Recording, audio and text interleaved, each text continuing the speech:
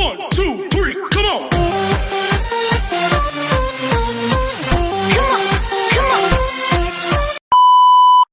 Hello beautiful people! Welcome back to my channel. This is your Mama Sam. Hola mga amigo, amiga, kumare at kumpare. Kamusta kayong lahat? Sana lahat po kayo ay okay at safe ngayong araw na ito. At syempre kung ako naman ang tatanungin nyo, nakikita naman ninyo ang beauty ng Mama Sam ninyo. Fresh overload pa rin, di ba? Ganyan talaga kapag umiinom ka ng maraming vitamin C plus kumakain ka ng maraming banana. Dahil sa banana, mas nakakaloka ang kagandahan ng Mama Sam ninyo. Charot! So, kamusta naman kayong lahat? So, happy Wednesday sa inyo lahat ng bonggang-bongga. Sana lahat kayo ay okay na okay ngayong araw ng Wednesday. So, syempre kung ako naman ang tatanungin nyo, kita naman ninyo ang fresh pa rin ng ganda ng Mama Sam ninyo, di ba? Ganyan talaga. And then, of course, gusto ko rin magpasalamat sa walang sawang tumatangkilik dito sa channel natin. Araw-araw, lagi-lagi. So, mga bago nating subscribers na talagang dumadami na tayo ng bonggang-bongga,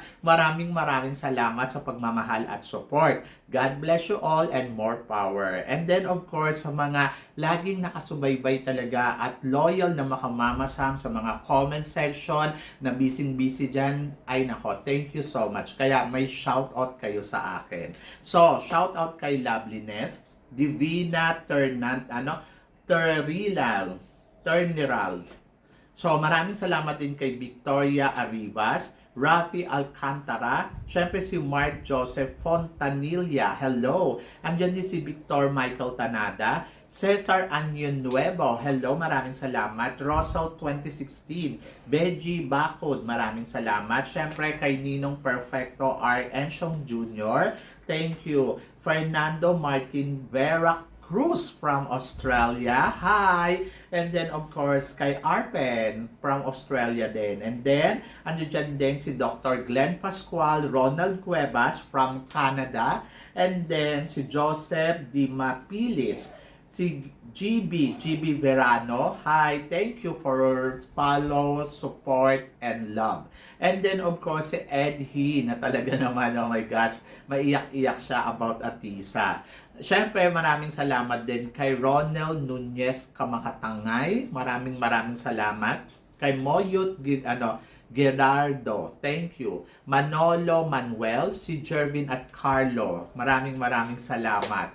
And then, of course, kay Madam Henrietta Solidad, Madam Jenalina Paton, at saka syempre kay Christine Ann Perez. At hindi rin natin makakalimutan si Attorney Cornelo Dilag na lagi din nakatutok, at saka si Maverick, hi, hello sa inyo. At syempre, si Madam Catherine Kane. Syempre, hindi rin natin makakalimutan si Jessar Kilatan at saka si Gaisel Ortega. So, yon. So, maraming salamat sa inyong lahat sa support at pagmamahal na talagang nararamdaman ko ang solid na suporta ninyo sa akin. Maraming salamat po. Kaya naman ngayong araw na to, oh my gosh, marami akong hatid na chika sa inyo na talaga namang sisiguraduhin kong magtataas ang kilay ninyo ng bonggang-bongga sa mga pag-uusapan natin ngayon. Kaya guys, huwag na nating patagalin ang ating mga chika. Para sa una nating chika, syempre, from the Mr. Philippines Worldwide. So mga pambato natin ng male pageant sa international pageant, Mama Sam, para sa supranational, international, global at manhan, tingin mo, Mama Sam, malakas ba ang laban nila sa international stage? Yes! Ako para sa akin yung mga bago nating king na magkukumpit sa international pageant, kung tutuusin talaga, masasabi ko na sobrang lakas ng dating talaga ng mga lalaking to. Kung appeal ang pag-uusapan, ay wala naman akong masabi. Talaga naman ang appeal nila.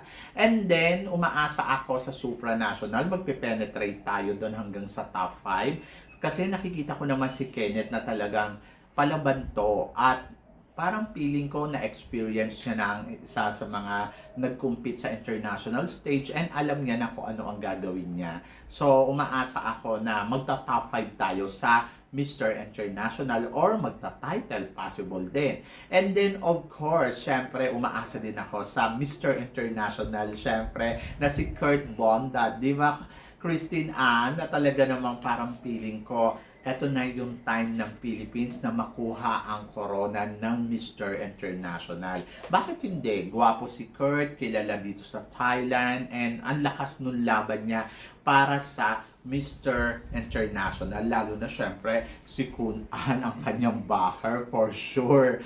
Kayang-kaya to ni Kurt na talagang maipanalo dahil sa sobrang feeling ko time for him. Perfect siya for Mr. International. Yung height, yung kagwapuhan, and then syempre yung publicity. Alam natin ang malakas talaga ang dating ni Kurt. And then sa Mr. Global, syempre mahirap to kasi back to back. Pero parang feeling ko kakayanin naman ng pambato natin na mag-penetrate pa rin sa semifinals or sa top 5. And then, syempre yung sa manhunt naman, syempre excited din tayo para sa pambato natin. But tignan natin kung ano yung ipapakita nila. But sa kanilang lahat, parang feeling ko, wala namang may El Tocuyo. Kasi itong mga lalaking to, dahil malakas ang dating nila, so parang feeling ko, kakabog. Kaya laban yan. Diba? So good luck syempre sa pambato natin sa international pageant from male pageant. Diba? And then para naman sa sumunod na chika, pambato ng France sa Mr. Supranational. Mama San, tingin mo matindi kaya itong makakalaban ng Pilipinas? Oo naman, umasa na tayo na si Mr. France ay magiging isang malakas na kandidato sa Mr. Supranational from France. Dahil galing din to sa Mr. International at talaga namang kakabog din yan dyan, for sure. Diba? Sabi ko nga, kasi may experience na sila kung paano nila ilalaban yung laban nila. And then, ang ganda din ng katawan nito. So, tingnan natin kung ano ang mararating ni Mr. France. But, ngayon pa lang, Diyos ko Lord, kinikilig na ako sa kanya. Di ba?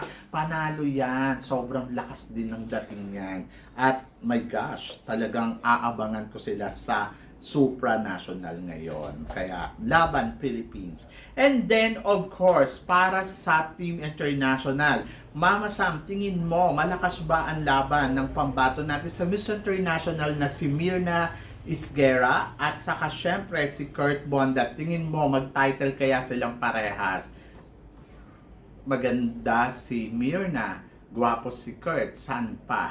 So depende kasi hindi naman to kumbaga may team Mr. and Miss Supranational tapos isa yung organization. Dito kasi sa Miss International hindi, magkaiba yung organization. And I think si Kurt, tulad nga na sinabi ko kanina, kakabog si Kurt. Diyos ko, sayawan lang ni Kurt ng ganyan ganun bongga na, di ba? And then dito naman sa Miss International, parang feeling ko kakabog at lalaban din naman talaga ang pambato natin. At ayun yung aalamin natin sa magiging eksena nila sa international pageant. Pero nandoon ako, naniniwala ako na ang Team Philippines ay mapapansin ng bonggang-bongga sa kanilang competition. Kaya, good luck sa kanila. Di ba?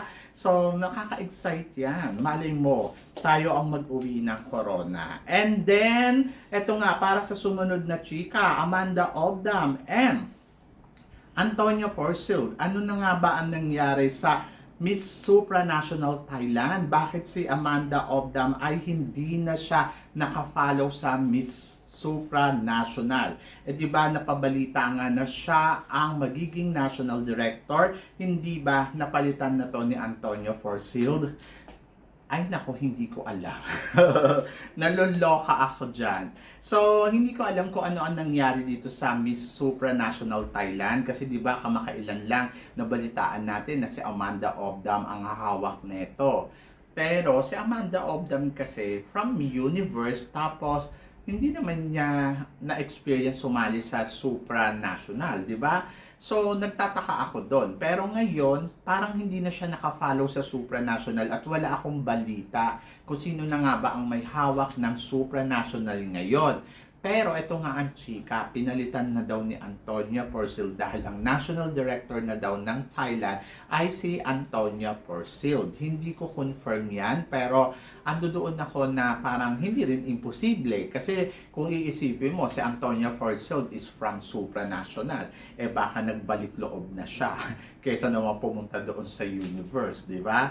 So parang feeling ko, siya ang mamamahala ng Miss Supranational. Pero wala namang napapabalita dito. But abangan natin ang magiging update nila kung sino nga ba ang National Director ngayon ng Miss Supranational Thailand at sino nga ba ang magiging pambato nila for this year. Eh baka ang pambato nila ay si Amanda Obdam. Tapos ang National Director ay si Antonia. Pwede ba yon? So yun, nakakaloka. Nawindang ako doon ng bonggang-bongga ha. So hindi ko ine-expect yon. But sige lang, laban lang. And then para naman sa sumunod na chika, Mama Sam, dalawang Miss Supranational from the Philippines. Tingin mo Mama Sam, sino ang mas kabog? Si Tara Valencia or si Katrina Ligado? So, hindi ko inaasahan na hindi pala ganun katangkad si Katrina Ligado, no? Maliit lang pala siya. Anyway, kung iba kasi sila ng beauty, isang mistisa at isang morena.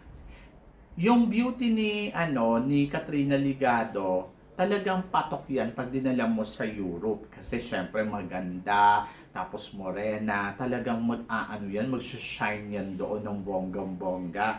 At ayun, nakikita ko na malakas yung laban niya. And then, ito naman si Tara Valencia, alam naman natin na kabugera yan, yung pagdating sa performance. Hindi yan basta-basta nagpapahuli. So parang feeling ko, ay nako, eksena yan yung bonggang-bongga sa Miss Supranational. Kaya, abangers talaga ako sa kanya ng todo-todo. Kasi naniniwala ako na etong tawag dito, eto kasing si Tara Valencia, magaling niyang mag-perform. Kaya lang, ang problema ko naman sa kanya is communication skills. Ngayon, eto naman si Katrina Ligado, parang siguro mag-prepared kasi isang taon naman yung kanyang laban bago siya lumaban, isang taon yung hihintayin niya. So parang feeling ko kailangan niyang mag-prepare ng bonggang-bongga mula sa pasarela, eksena at Q&A. So yon, so good luck. But wish all the best na sana makuha na natin yung corona ngayon sa laban ni Tara Valencia. And then feeling ko namang kakabog talaga si Tara Valencia sa competition na to. Kaya laban lang. Parehas silang magaling, parehas silang maganda. Magkaiba lang, mistisa at morena. So yan. So para naman sa sumunod natin chika, Mama Sam, Vina, siya na kaya ang tatanghaling bagong Miss Universe Thailand? So tingin mo dito Mama Sam. Ay nako, si Vina, medyo agresibo ngayon si Vina sa competition niya sa Miss Universe Thailand. Ngayon, naririnig ko na lumalaban siya sa Saraburi. Pero kasi, ang inaabangan ko dito kay Vina, yung competition niya dito sa Miss Universe Thailand talaga, yung national competition. Yung sa probinsya, parang feeling ko, kayang-kaya niyang manalo doon. Pero yung national, ayun, medyo parang tignan natin kung sino yung makakatapat niya. Ngayon, medyo maanghang si Vina kasi may mga bali-balita na parang kaya mo bang i-unfollow yung mga dating queens ng TTN from Miss Universe Thailand? Ang sagot niya doon, isa sa mga sinagot niya talaga, kaya niyang i-unfollow kahit 10 beses. Basta mananalo lang siya ng Miss Universe Thailand, gagawin niya yon. So kung iisipin mo na parang ano ba, bakit dito ka naka-focus? Bakit hindi ka naka-focus doon sa competition, di ba? So ang akin kasi yung mga ganyan, kahit biro, parang hindi maganda na lumalabas sa isang magiging reyna yung ganyang attitude. So dito pa lang nakikitaan mo na gagawin niya yung lahat na makakaya niya. Kahit mag-attitude siya ng bonggang-bongga. But naniniwala naman ako si Vina is meron siyang good heart at naniniwala ako na magaling siya. At kakayanin niya yan ng bonggang-bongga. Kaya good luck, di ba? And then of course, para sa sumunod natin chika, eto nga, Catriona Gray, suportado ang magiging laban ni Atisa Manalo sa Miss Universe. Anong chika mo dito, Mama Sam? Well, hindi ako magtataka kung sosuportahan to ni Catriona Gray. Kasi Catriona Gray is a Miss Universe and then ka-batchmate niya itong si Atisa Manalo. Atisa Manalo na iniidolo itong si Catriona Gray at nilulook forward niya talaga. So parang feeling ko, hindi mawawala talaga yung suporta ni Catriona. Sa interview ni Catriona Gray, sinabi niya na masayang-masaya siya sa pagkakapanalo ni Atisa Manalo sa Miss Universe. At yun naman yung nakakatawa kasi 'di ba, wala naman tayong hibang hangad sa mga girls natin na alam mo yung magtagumpay at lalo na kay Atisa Manalo. And for sure, matutulungan niya si Atisa kung paano to magpe-prepared sa magiging laban niya. Pero kay Atisa, syempre, mas gusto kong makita natin sa Miss Universe yung authenticity at isang Atisa Manalo na katulad na nakita natin dito sa Miss Universe Thailand, di ba? Sa Miss Universe Philippines. Kasi yun yung importante, di ba? So, I hope na ayun ang maipakita ni Atisa Manalo, yung siya at saka yung isang Miss Universe Philippines talaga. Hindi yung, kasi ang nangyayari kasi kay Catriona, kay Atisa, iniidolo niya ng husto si Catriona and then parang mini-mix niya Catriona and Pia. But mas gusto kong makita talaga yung tapang ng isang Atisa Manalo sa competition. So, yan! And para sa sumunod natin, chika, Miss Universe, nagsalita na para sa mga basher na nagsasabi na about communication skills. So, pinaalala nga ng ating Miss Universe na si Gloria Diaz, ang kauna-unahan nating Miss Universe. Ayan nga ang paalala niya sa mga basher. Ang pageant daw ay hindi quiz bee. Pagalingan ng mag-English, pagalingan ng galing ng salita. Kumbaga, ang hinahanap daw sa isang beauty queen, yung isang authenticity, yung kanyang experience, kung paano niya i-relate ang question doon sa mga na-experience na nung isang kandidata. At naniniwala naman ako na totoo nga ang sinasabi ng isang Miss Universe na ang Miss Universe ay isang destiny o ang pagkakapanalo sa isang pageant ay destiny and luck, and then at the same time dapat yung authenticity mo talaga bilang kandidata ay makita yon ng tao sa iyo. Kasi yun yung napaka-importante. At naniniwala ako sa kung destiny mo to, gagalaw ang lahat ng sayo, magiging perfect, magiging maganda ang lahat. Kasi syempre, ayun yung lalabas na natural. And then doon naman sa hindi nagpapakatotoo, kahit anong gawin mong laban dyan, kung talagang gigil na gigil ka, ang magiging eksena mo syempre ay iba, di ba? So lalabas pa rin na fake yung dating. Pero, hindi rin to ang basihan na kailangan magaling siya mag-English para manalo siya dito. Kailangan syempre makita yung damdamin ng kanyang sinasagot at kung paano niya to i-relate sa lahat ng tao at magiging isa siyang inspirasyon. So, para sa akin, dapat ayun yung maintindihan natin sa mga nanonood ng beauty pageant. Beauty pageant is all about beauty and sincerity and destiny ng isang girl. At the same time, kailangan makita talaga natin yung authenticity ng isang kandidata. Yung nagpapakatotoo siya sa pinapakita niya. For sure, makukuha niya ang corona. Diba? So, kasi kung hindi niya destiny to, kahit anong galing niya, kung hindi para sa kanya to, hindi niya to makukuha. Kaya sana sa mga nanonood ng pageant, ando doon tayo na sumusuporta sa mga sinusuportahan natin. Pero wag natin kalimutan na may isang nakatakda para sa corona. Diba? So, yun. So, kayo guys, ano guys ang masasabi ninyo dito sa mga pinag-uusapan natin ngayon? So, please comment below para at least malaman ko naman kung ano naman ang chika mo dito sa mga tinatalakay natin ngayon. So, yun. So, syempre, maraming salamat po sa inyong lahat sa suporta at pagmamahal na binibigay ninyo syempre dito sa channel ko. At sa mga hindi pa po nakaka-subscribe dyan, please don't forget to click like and subscribe my channel. At i-click nyo na rin po ang notification bell para more updated kayo. Syempre, sa aking mga chika, sabi ng ganon, always keep smiling and laban lang. So guys, Hanggang dito na lang, hanggang sa muli nating chikahan. See you tomorrow. Thank you guys.